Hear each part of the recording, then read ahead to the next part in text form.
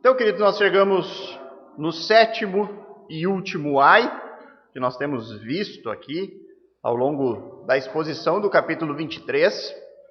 É um capítulo extremamente duro, são palavras bastante firmes de Cristo, é difícil até suavizar isso, né? Às vezes a gente acaba sendo duro e repetidamente duro nas exposições, porque o texto em si é muito duro, né? Uma crítica, palavras de juízo e condenação sobre um grupo religioso, né? E não há como não aplicarmos isso às nossas vidas no sentido dos perigos da religiosidade, né? Como não nos tornarmos iguais a eles, né? Então não tem como suavizar muito aqui tudo aquilo que tem sido dito. Então nós chegamos no último dos 7, Jesus profere 7 ais, 7 comentários e 7 palavras de julgamento e condenação acerca desses religiosos.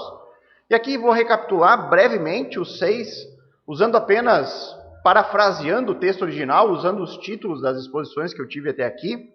O primeiro ai, nós vimos lá no verso 13, é ai de quem erra e arrasta os outros ao erro. Depois no verso 15 nós vimos ai do falso convertido. Versos 16 a 22, ai de quem negocia a verdade. Versos 23 a 24, ai de quem não se preocupa com questões mais importantes. Versos 25 a 26, ai de quem ignora a sujeira interior. E versos 27 e 28, ai de quem se assemelha a sepulcros caiados.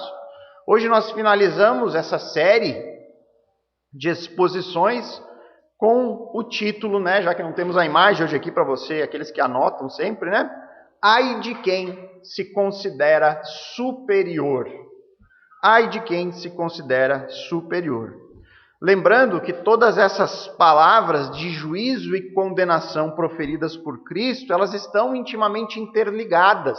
Há um certo relacionamento entre cada uma delas, né? Elas se conectam de alguma forma.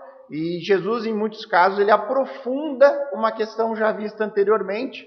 Como nos 2 últimos ais nós vimos, ele aprofundou o quinto ai, né? Então, o 6º e o 7º acabam descendendo e dependendo uns dos outros. Então, Jesus aqui ele está enfatizando aquilo que eram as principais marcas daquele grupo religioso que estão nesse momento lá no templo, tendo um embate com Cristo, se opondo a Jesus e o seu ministério como Messias. E as principais marcas dele, Jesus deixou bem claro aqui ao longo desse capítulo 23. É a hipocrisia e a cegueira espiritual. Então, mais uma vez, nesse 7º ai, nós veremos Jesus enfatizando isso, ressaltando isso e mostrando de que forma aqueles homens eram hipócritas e cegos. Então, acompanhe comigo a leitura de Mateus 23, versos 29 a 32. A palavra de Deus diz assim: ai de vocês, escribas e fariseus hipócritas, porque vocês edificam o sepulcro dos profetas, enfeitam os túmulos dos justos e dizem: se nós tivéssemos vivido nos dias de nossos pais, não teríamos sido seus cúmplices quando mataram os profetas. Assim, vocês dão testemunho contra si mesmos de que são filhos dos que mataram os profetas. Portanto, tratem de terminar aquilo que os pais de vocês começaram. Este 7º ai, ele reforça ainda mais as características que nós já vimos aqui ao longo de todo o capítulo 23. 2 acusações agora são feitas por Cristo, e cada uma dessas acusações está direcionada para essas características de escribas e fariseus. A primeira acusação que Cristo faz vai enfatizar a hipocrisia destes homens. Já a segunda enfatiza a cegueira espiritual que eles se encontravam. Então, antes de nós analisarmos as 2 acusações diretamente e fazer as devidas aplicações práticas, eu quero fazer primeiro aqui a explicação de todo esse texto, de todos os versículos presentes aqui, e aí depois nós vamos ver as acusações e como nós podemos aplicar isso para as nossas vidas hoje. Então vamos analisar calmamente aqui versículo a versículo. Então acompanhe comigo, você já está com o texto de Mateus? Não feche até nós vermos todo o texto aqui. O verso 29 diz ali: ai de vocês, escribas e fariseus hipócritas, porque vocês edificam o sepulcro dos profetas, enfeitam os túmulos dos justos. Então Jesus aqui está repetindo uma última vez aquela fórmula tradicional que ele usou na maioria dos 7 ais. Ai de vocês, escribas e fariseus hipócritas. Então Jesus ele falou diversas vezes, repetiu isso diversas vezes, enfatizando a principal característica desses religiosos. Eles são homens que falam, mas não fazem. Eles interpretam o papel de pessoa religiosa. Eles interpretam o papel de pessoa piedosa. Eles interpretam o papel de alguém que tem temor a Deus. Mas Jesus diz, tudo isso é fachada. Tudo isso é externo. Tudo isso é apenas uma representação. Vocês são atores em uma peça de teatro. E especificamente agora, neste versículo, Cristo afirma que esses religiosos são hipócritas por causa de um motivo específico. São hipócritas por quê? Porque vocês edificam o sepulcro dos profetas. Porque vocês enfeitam os túmulos dos justos. Então, provavelmente, esses religiosos possuíam a prática de construir novas estruturas naqueles lugares onde os profetas haviam sido sepultados. Existem alguns estudiosos que acreditam que, especificamente naqueles dias, escribas e fariseus eles estavam envolvidos na construção de um monumento em homenagem ao profeta Zacarias, lá nas encostas do Monte das Oliveiras. Eles estariam ali construindo uma edificação para celebrar o profeta Zacarias. O problema é que nós temos poucas evidências disso. Não dá para a gente afirmar, olha, isso estava de fato acontecendo, é por isso que Jesus está dizendo isso aqui. Mas o que nós sabemos por certo é que existia o conhecimento do local do sepultamento de diversos personagens da história do povo judeu. Locais onde certamente eram realizadas homenagens, as pessoas iam até a tumba daqueles homens e prestavam lá, enfim, enfeitavam aqueles lugares, deixavam sua homenagem àqueles homens. Nós temos um pequeno indício disso lá no livro de Atos. Lá em Atos capítulo 2, verso 29, nós lemos lá o texto dizendo, irmãos, permita-lhe falar-lhes claramente a respeito do patriarca Davi. Ele morreu e foi sepultado, e o seu túmulo permanece entre nós até hoje. Então o que nós vemos lá? Que eles tinham conhecimento do local exato de onde Davi estava sepultado. Nós, em nossos dias, nós também temos esse tipo de costume.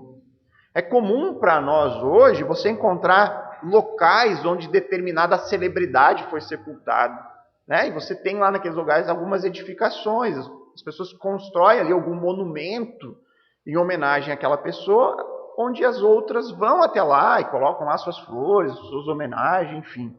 Isso é algo comum na cultura, né? Daquele tempo, nós temos evidência disso, como é para nós fácil de imaginar o porquê que isso acaba acontecendo. Só que a hipocrisia desses religiosos não estava apenas nisso, em fazer essas construções, em prestar as homenagens a esses homens do passado.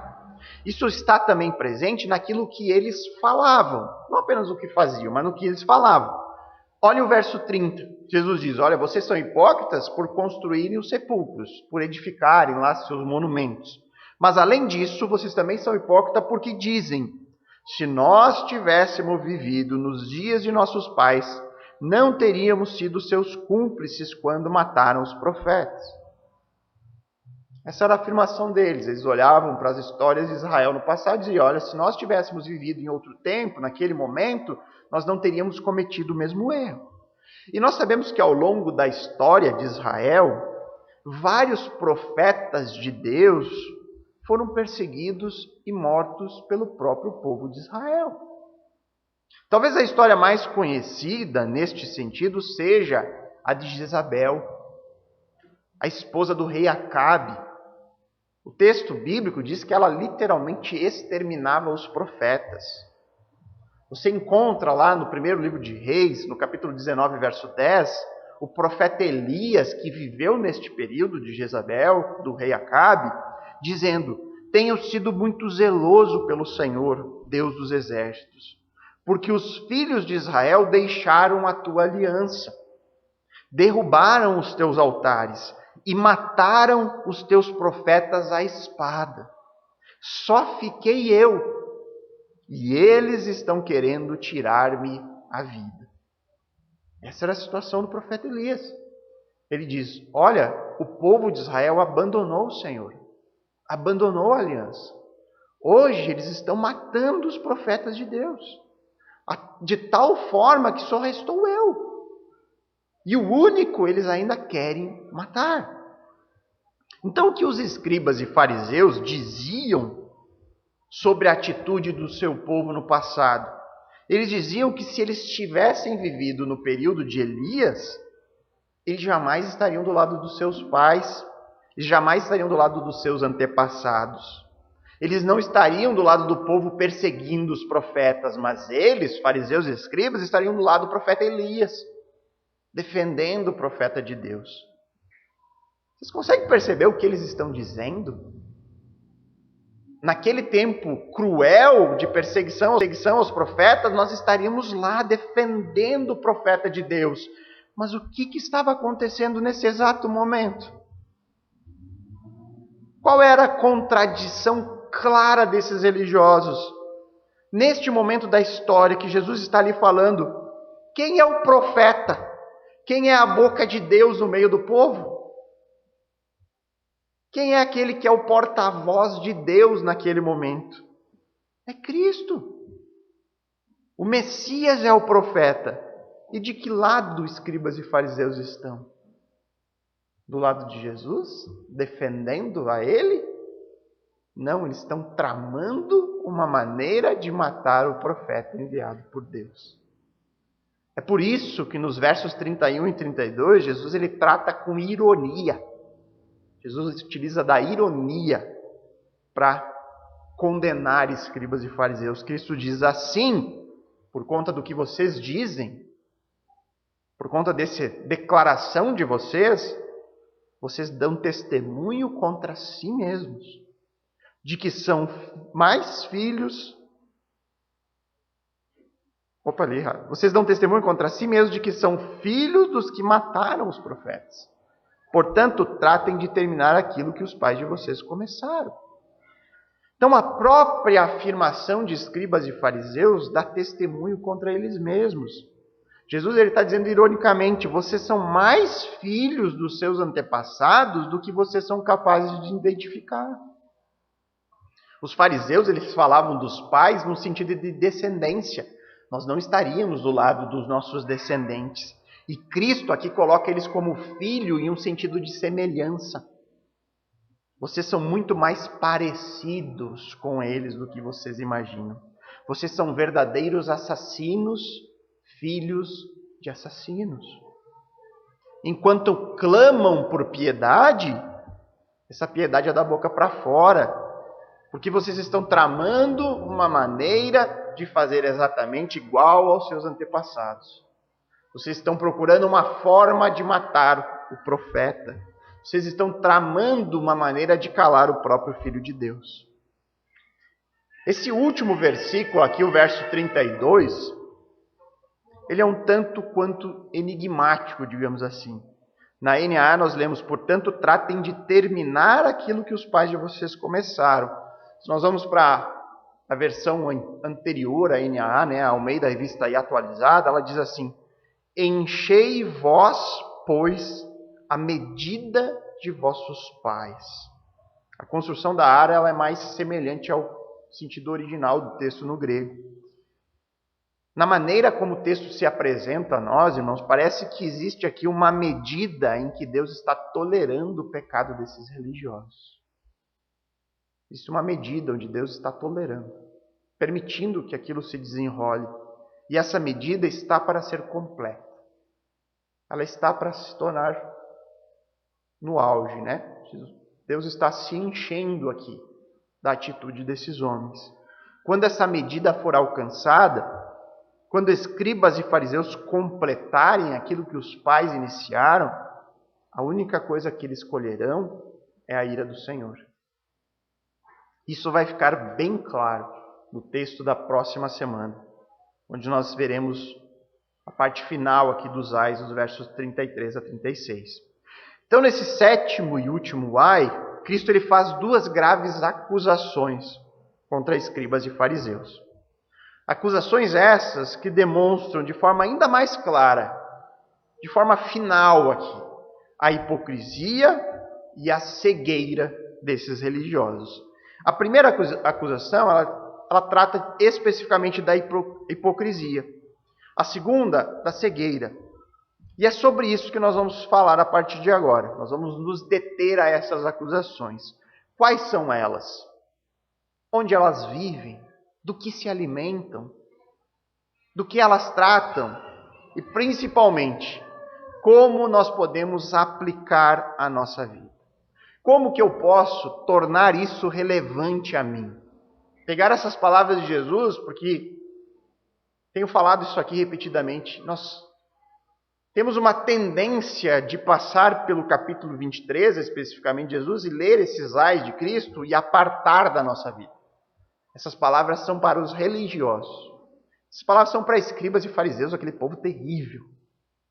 Aqueles homens que eu jamais faria parte. Só que quando a gente esquadrinha as palavras, nós percebemos que talvez a gente esteja muito mais próximos dele do que dos verdadeiros discípulos.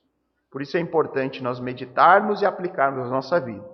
Então a primeira acusação, relacionada à hipocrisia, é que esses homens tinham o desejo violento de apenas exaltar a si mesmos. A declaração desses escribas e fariseus, ela é típica de alguém que tem uma visão elevada sobre si mesmo. O que eles diziam? Se nós tivéssemos vivido nos dias dos nossos pais, nós não teríamos feito isso. Nós não teríamos sido seus cúmplices. O religioso, orgulhoso e hipócrita, ele sempre olha para o erro do outro e diz: eu jamais faria isso. Eu jamais agiria dessa forma. Eu jamais cometeria o erro que eles cometeram. Eu jamais cairia neste pecado. O religioso, orgulhoso, ele procura se separar da multidão. Ele se eleva acima dos outros. E como que o religioso faz isso? Quais os recursos que ele utiliza para se apartar do povo pecador, daqueles que erram? Nós vamos ver aqui, por meio do exemplo já demonstrado de escribas e fariseus, os recursos que eles utilizaram para isso.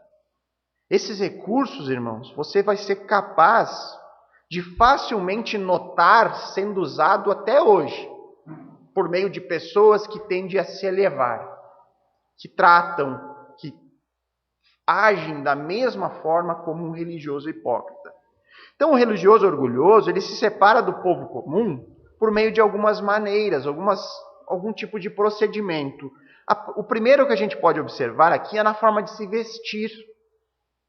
No verso 5 desse mesmo capítulo 23, Jesus disse que esses religiosos, eles tinham o costume de alargar os seus filactérios, de alongar as franjas de suas capas. Ou seja, esses religiosos, eles procuravam o destaque por meio da vestimenta. O religioso orgulhoso, ele procura não usar as mesmas roupas do povo comum. Ele possui a sua roupa de religioso. Isso é algo que vem do próprio judaísmo, da lei de Deus, que tinha uma maneira, uma vestimenta apropriada para o sacerdote que atuava no templo. Deus designou na sua lei que aqueles homens, descendentes da tribo de Levi e descendentes também de Arão, eles teriam uma vestimenta apropriada que servia como um sinal ao povo. Era algo que ensinava alguma coisa para as pessoas. Ensinava o quê? Que aqueles sacerdotes foram separados para Deus, separados para e por Deus, para interceder pelo povo diante do Senhor. É por isso que você ainda encontra em muitas religiões essa mesma ideia presente. As vestes sacerdotais, aquela roupa característica do líder. Isso existe para transmitir essa mensagem às pessoas. Isso identifica, sinaliza que aquele homem especial, ele atua como um sacerdote. Ele intercede diante de Deus pelo povo. Só que o Novo Testamento, irmãos, ele nos ensina que em Cristo todo esse conceito cai por terra. Em Cristo nós temos um sumo sacerdote superior. Não existe mais necessidade de intermediários no relacionamento entre nós e Deus. É Cristo que é o sumo sacerdote. Cristo, ele intercede diante de Deus por nós. Não há mais necessidade. Cristo, ele cumpre de forma perfeita esse papel de sacerdote. Entretanto, irmãos, o religioso orgulhoso, ele tenta se apropriar deste mesmo conceito por meio de vestimentas, por meio de roupas, e aí ele se aparta do povo comum. Ele quer comunicar a mensagem de que ele é diferente. E, consequentemente, ele se eleva acima dos demais. Outra prática comum de religiosos, orgulhosos e hipócritas é a busca por posição de destaque. Isso também Jesus acusou no verso 5 do capítulo 23. Praticam todas as suas obras a fim de serem vistos pelos outros. Depois, no versículo seguinte, é dito que eles gostam do primeiro lugar nos banquetes e das primeiras cadeiras nas sinagogas, das saudações nas praças e de serem chamados de mestres. Ou seja, o religioso hipócrita, ele busca sempre o destaque pessoal. Ele busca o reconhecimento dos outros. Ele possui um desejo violento em ser superior aos demais, em estar em uma posição privilegiada. Culto à imagem. Nada é mais importante para ele do que isso.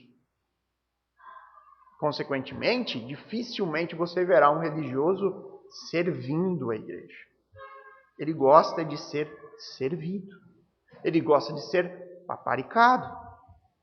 Não é por acaso que quando Jesus de Nazaré fazia as suas declarações abertas de que ele é o tão esperado Messias, isso ofendia tanto aqueles religiosos.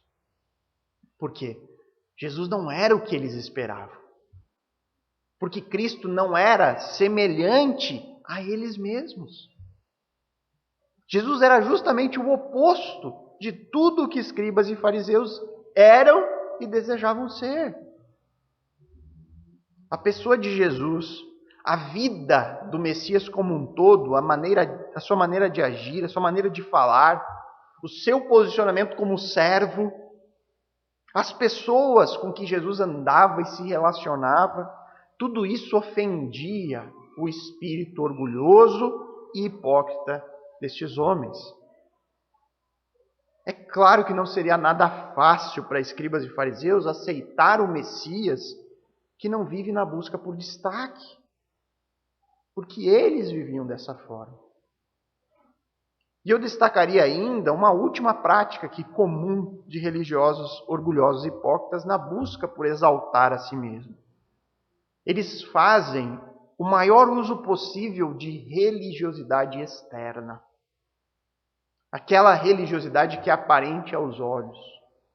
Nós temos um exemplo claro disso na parábola do fariseu e do publicano, lá em Lucas 18, versos 9 a 14. Jesus diz que o religioso ele ficava em pé, em posição de destaque. E ele orava, são as palavras que Cristo diz, orava de si para si mesmo. O que isso significa?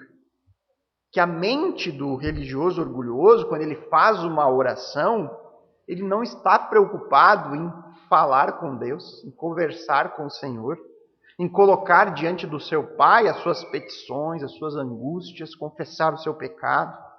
A mente do religioso hipócrita, ela se preocupa só com as suas próprias palavras. É de si para si.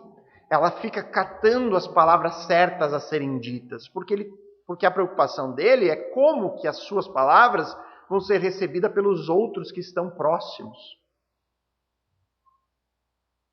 Falei aqui sobre oração um dia, né? Por que a gente tem tanto medo de fazer uma oração em público? Porque a nossa preocupação é com os outros e não com Deus.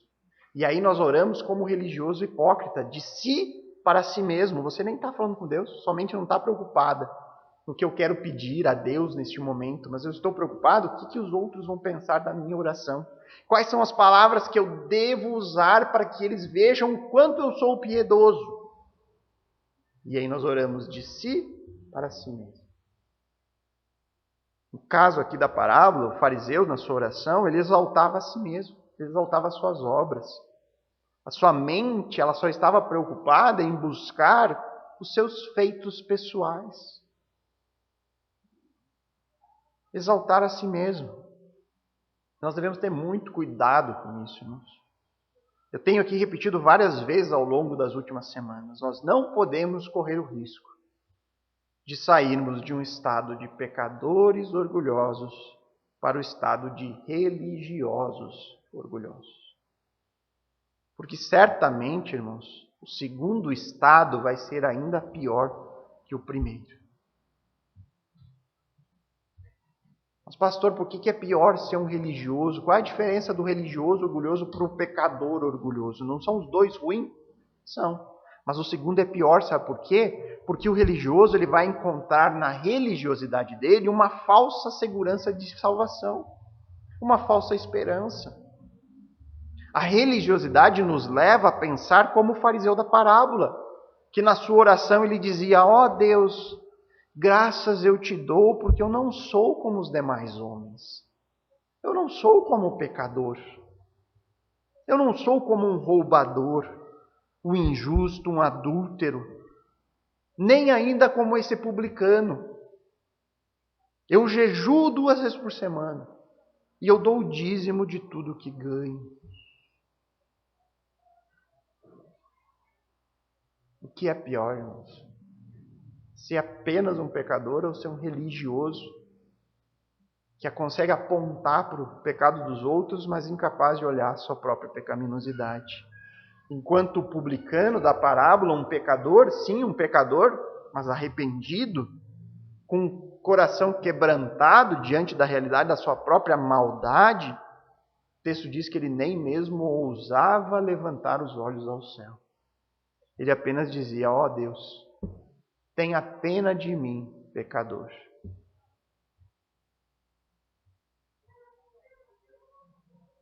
Nunca mais tenha medo de fazer uma oração em público, irmãos. Pegue a oração do publicano como modelo. Basta isso. Senhor, tenha pena de mim, um pecador. O religioso, o orgulhoso, lá no final da equação, no fim das contas, ele está de mãos dadas com o mundo. Ele anda de braços dados com todo aquele que diz: eu não preciso de Deus. Porque todos, sejam ateus, sejam religiosos semelhantes a escribas e fariseus, eles confiam apenas em si mesmos, nos seus feitos. A única diferença está no fato de que o homem iníquo, aquele que exclui Deus da sua vida, ele pensa que ele é dono de si mesmo.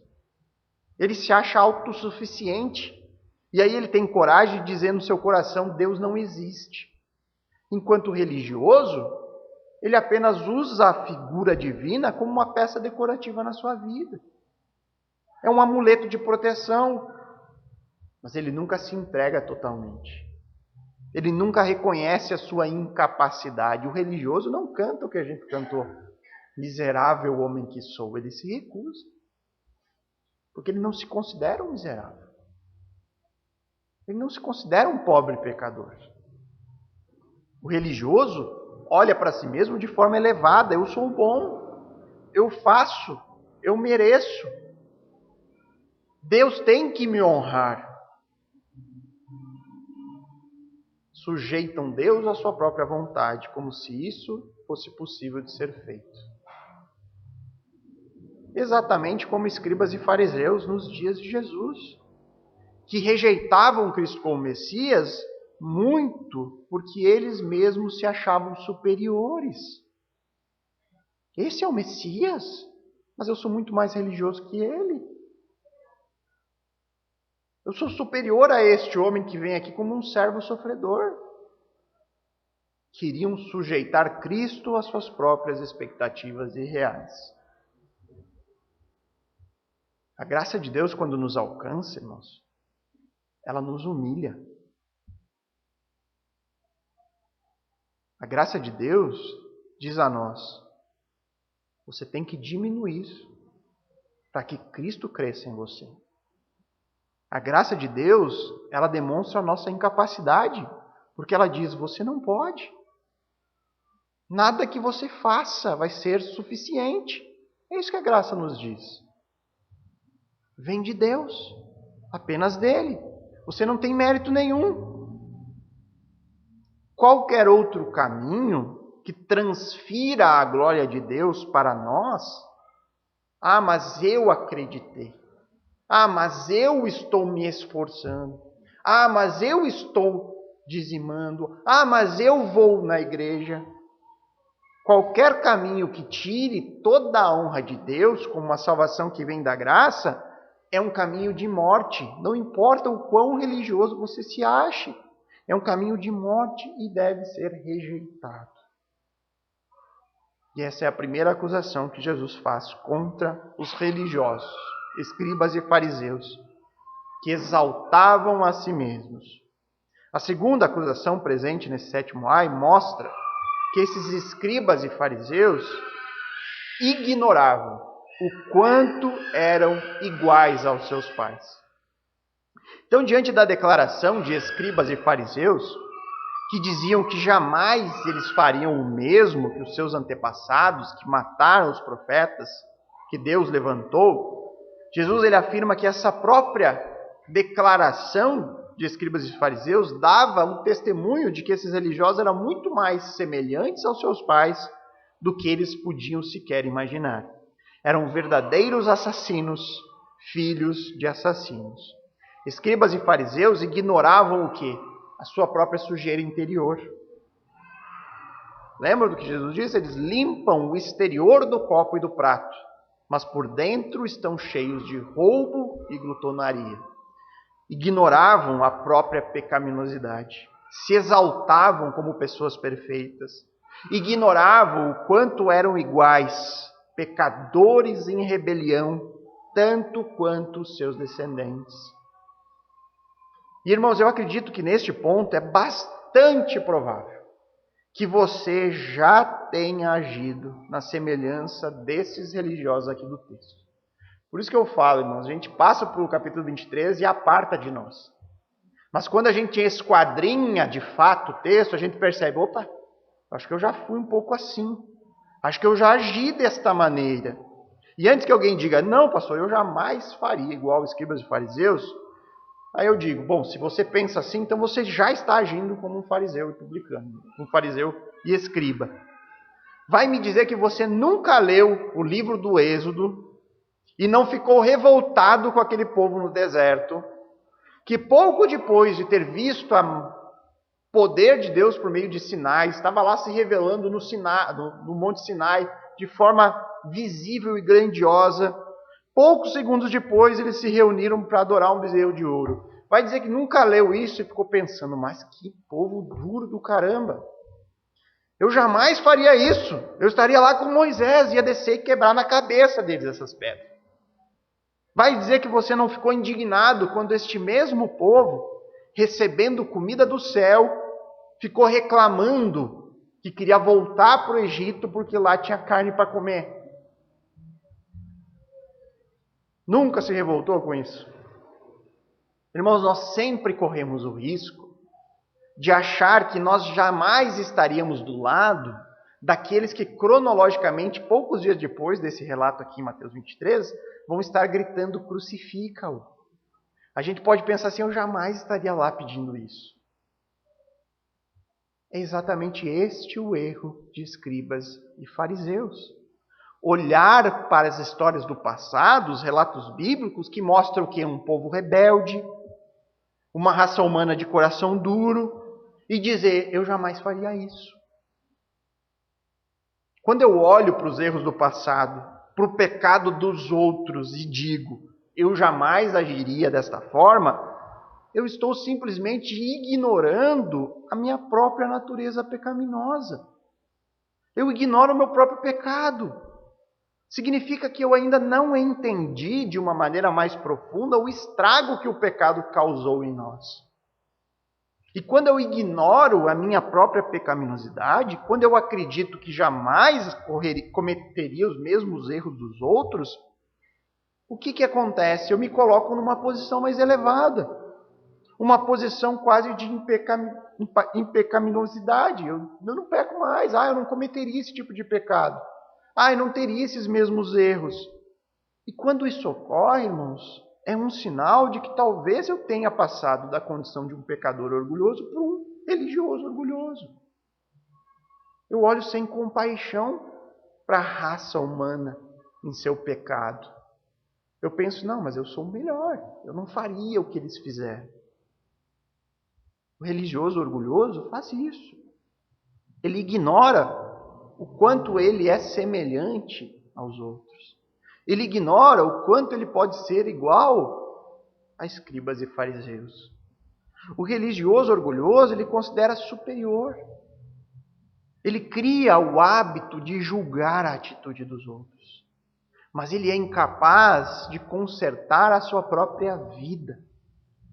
Essa sempre foi a crítica de Jesus aos julgamentos. A Bíblia não proíbe julgarmos, mas a Bíblia adverte: cuide com o julgamento se você não é capaz de arrumar a sua própria vida. Cuide no momento que você está numa posição de apontar o erro, mas não reconhecer o próprio. O religioso, ele faz isso, ele se exalta. Lá no Sermão do Monte, Jesus, ele coloca essa condição muito clara em Mateus 7, versos 3 a 5. Ele diz: por que você vê o cisco no olho do seu irmão, mas não repara na trave que está no seu próprio? Ou como você dirá a seu irmão: deixe que eu tire o cisco do seu olho, quando você tem uma trave no seu próprio? Hipócrita! Hipócrita! Tire primeiro a trave do seu olho e então verá claramente para poder tirar o cisco do olho do seu irmão. Este é o ponto. É errado julgar? Não. Mas você tem que ser capaz de primeiro corrigir a sua vida. A sua própria vida. E por que o religioso hipócrita ele é incapaz de remover a trave do seu próprio olho, mas ele é muito rápido em apontar o cisco do irmão? Porque ele é simplesmente incapaz de corrigir a si mesmo. Ele se acha superior. Ele se considera forte o suficiente para não repetir os erros do passado. Ele ignora completamente a sua própria pecaminosidade. E por conta disso, ele não faz um exercício diário necessário, essencial para todos nós, que é analisarmos a nós mesmos todos os dias. De todo dia buscar em nossas vidas áreas onde ainda eu preciso lutar contra algum pecado pessoal. E diariamente vasculhar aonde eu ainda tenho pecados enraizados.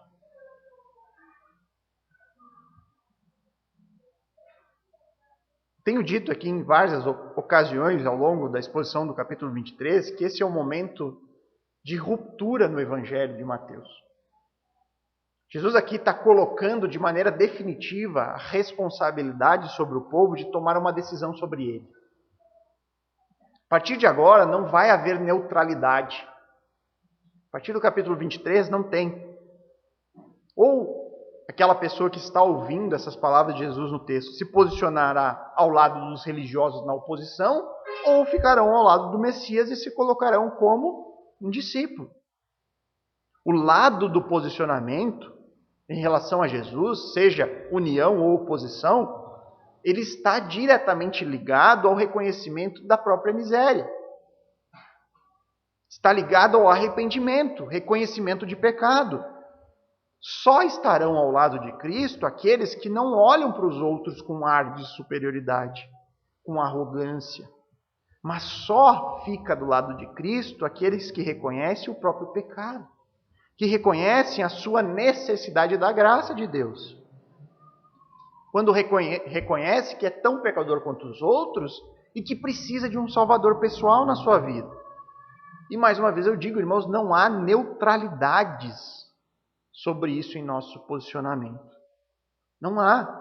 Não existe meio termo em relação a Cristo. Você tem apenas dois lados aqui. Não existe uma posição moderada. Há uma posição não tão radical em relação a Jesus. A Bíblia ela é muito clara ao afirmar que nós vivemos em um mundo onde existem apenas duas grandes famílias. Não existe uma terceira, existe só duas.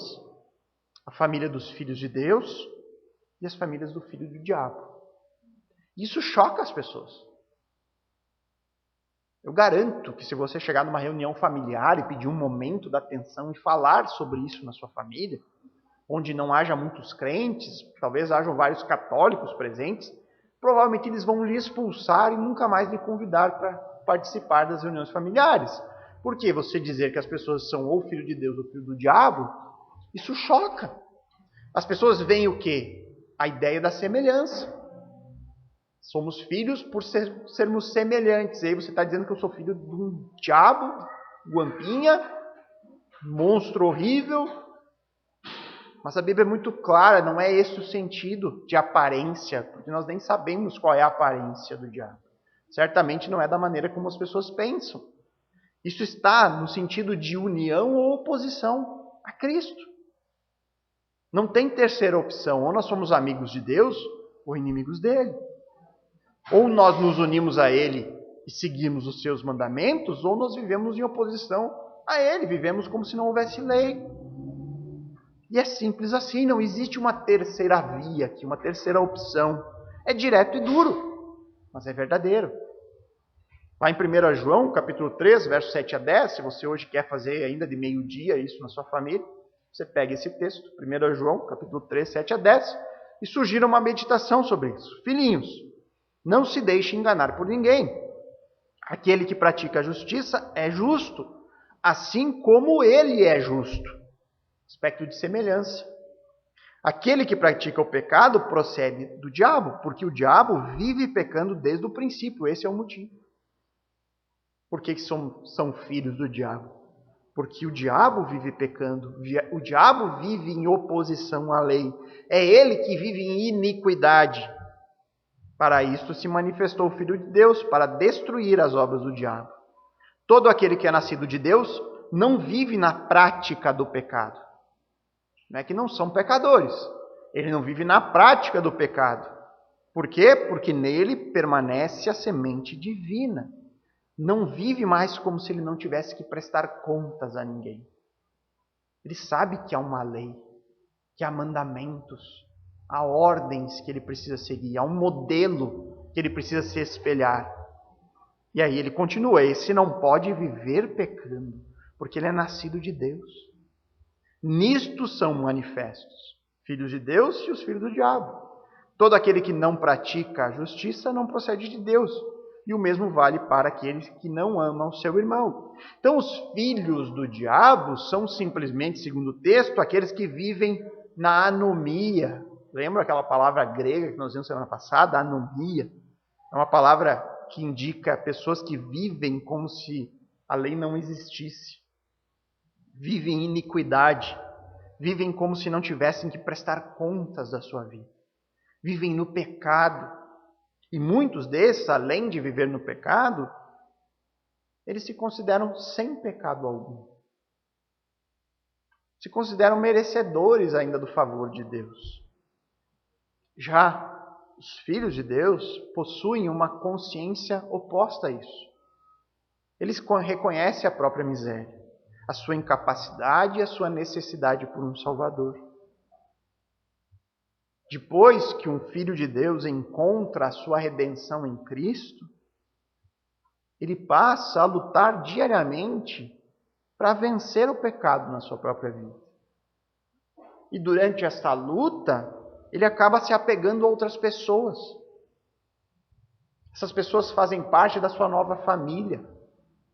São irmãos, igualmente filhos de Deus. E juntos nessa união eles procuram o quê? Viver em novidade de vida. Vivem a prática do verdadeiro discipulado cristão. Se essa não for a realidade, se isso não estiver acontecendo conosco, nós corremos os sérios riscos de estar no mesmo erro destes religiosos do tempo de Cristo, que exaltavam a si mesmo e que ignoravam o quanto eram iguais aos seus pais. No caso, assassinos, filhos do maligno, vivem como se não houvesse lei. E aí então, irmãos, na próxima semana, nós veremos a conclusão desses 7 ais, pronunciados aqui por Jesus contra os religiosos do seu tempo.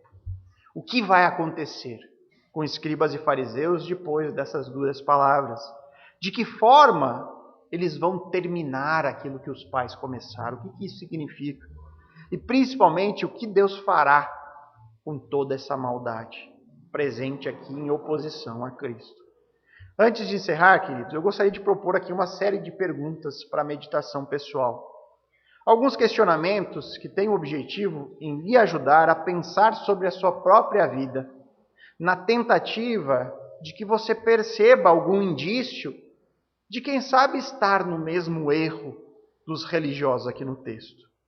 Não se esqueça, irmãos, se há algo que deve ficar gravado aqui na sua mente, nessa série de pregações dos ais, do capítulo 23, é exatamente essa frase: nós não podemos sair da condição de pecadores orgulhosos para simplesmente religiosos orgulhosos. Nós não podemos, irmãos. Nós vimos várias características aqui de pessoas que, assim como escribas e fariseus, buscam exaltar a si mesmos e ignoram que são pecadores como qualquer um, como qualquer outra pessoa. A única coisa, irmãos, que nos separa do mundo lá fora, de sermos filhos do diabo, é a graça do Senhor, que se nos alcançou, nos convenceu da nossa miséria. E se nós somos convencidos da nossa miséria, nós jamais nos colocaremos na posição de religiosos que só sabem apontar o erro, mas são incapazes de corrigir a sua própria vida. Nós vamos apontar o erro, mas nós temos compaixão, irmãos. Nós temos que apontar o erro e sermos capazes de indicar o caminho. O erro é esse, o caminho é esse. Faça como eu. Clame como eu. Busque a ajuda do Senhor Jesus como eu fiz um dia na minha vida. E saiba que nós não somos melhores do que ninguém. Nós fomos apenas o alvo da graça do Senhor. Então, diante de tudo que você ouviu aqui hoje, eu pergunto: qual foi o motivo que lhe trouxe aqui hoje, irmãos? Por que você está aqui hoje? Qual a sua motivação para sair da sua casa num domingo cedo e se unir com outras pessoas que confessam a fé na palavra de Deus? Será que a sua motivação é realmente o reconhecimento da sua necessidade? Será que você reconhece que a graça do Senhor lhe alcançou e que foi apenas isso que lhe retirou da multidão que vive como se não existisse lei, como se essa vida fosse tudo o que há, que vive ignorando o Senhor? Ou será que você reconhece: eu sou um pecador e eu preciso de Cristo em minha vida? Eu preciso me alimentar, eu preciso conhecer, eu preciso me unir com outras pessoas nessa jornada, porque sozinho eu sou ainda mais fraco. Será que eu reconheço que preciso aprender cada vez mais e com isso me tornar mais semelhante a Ele? Ou será que as minhas motivações são apenas: eu quero fazer parte de um grupo, eu quero me sentir aceito por outras pessoas? Será que você deseja estar e servir na igreja porque é isso que Deus quer de você?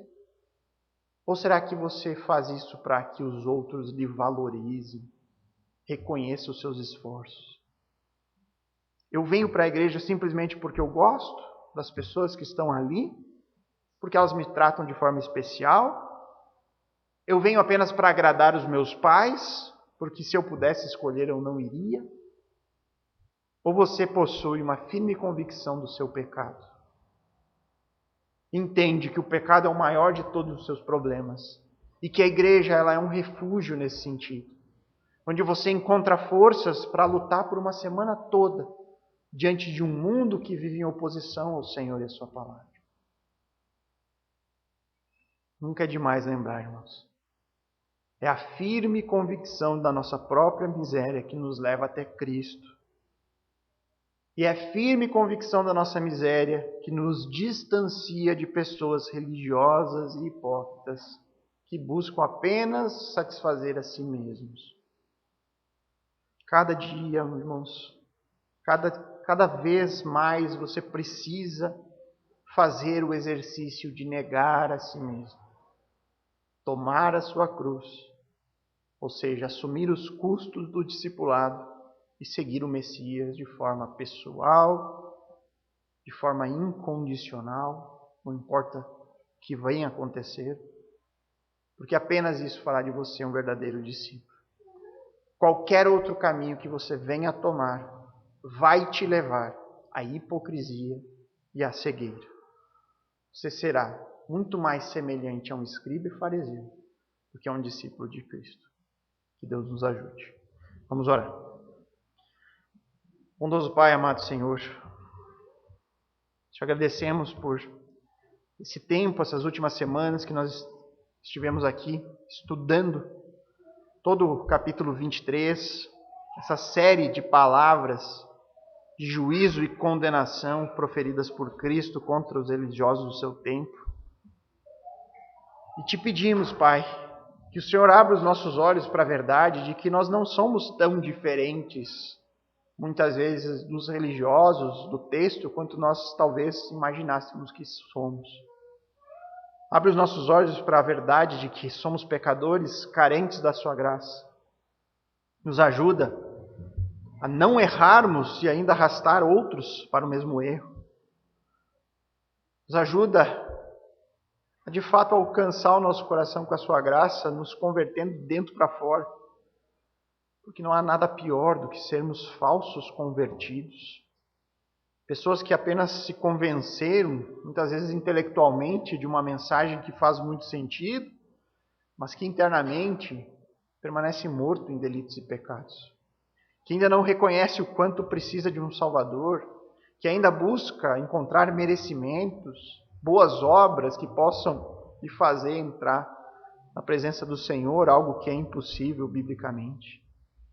Nos ajuda a não corrermos o risco de negociar a verdade e uma realidade atual onde tantas e tantas pessoas fazem isso com tanta facilidade. Selecionam aquilo que querem seguir das Escrituras e aplicam às suas vidas apenas aquilo que é conivente, conveniente para a situação. Mas quando Deus exige que entreguemos a nossa vida por completo, nós fechamos os nossos ouvidos para isso. Isso não seja uma realidade entre nós. Que a gente não seja aqueles preocupados com questões menos importantes, enquanto relegamos ao esquecimento a fé, a misericórdia, o amor entre nós.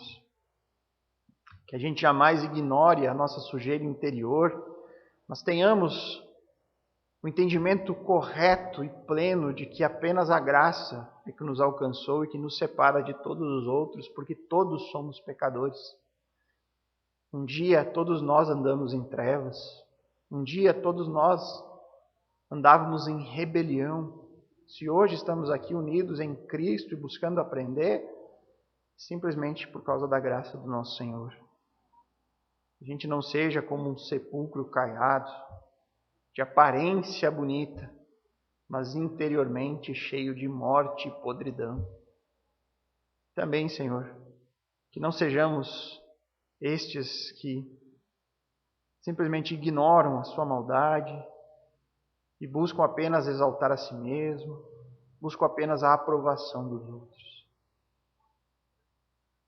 O Senhor molde o seu Filho em nós. Que o Senhor opere essa obra grandiosa no nosso ser. Sabemos que aqui neste mundo nós não seremos perfeitos. Apenas na eternidade. E nós só chegaremos lá por causa da sua graça. Por causa do teu Santo Espírito que habita naqueles que creem. E nós te louvamos por isso. Nós oramos, Senhor, em nome de Cristo Jesus. Amém.